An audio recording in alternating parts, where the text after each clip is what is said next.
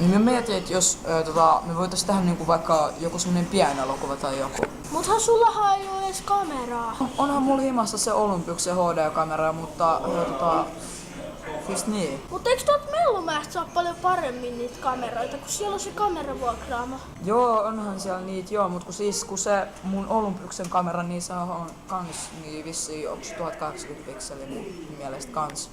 Niin minkä takia meidän pitäisi hakea sieltä joku kamera, kun meillä on jo ihan tarpeeksi hyvä kamera valmiiksi. No kun eiks varmuuden vuoksi pitäisi ottaa ihan parempi kamera, vois ottaa niitä videoita, koska se olisi niinku hyvä, että ei olisi niinku ois sellainen kunnon kamera. Se Olympuksen kamerahan on ihan kunnon kamera ja nyt kun siinä on vielä kaiken lisäksi löytyy se laturi, niin eikö me voitais niinku ihan huvikseen tehdä joku pikku video? Ei sen tarvii edes olla mitenkään erityisen hyvälaatuinen.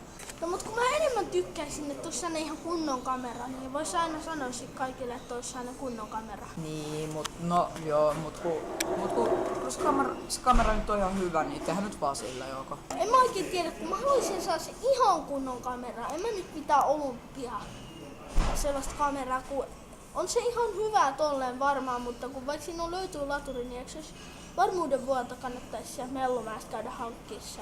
Mun mielestä ainakin. No joo, käytäkö nyt vaan tätä joko?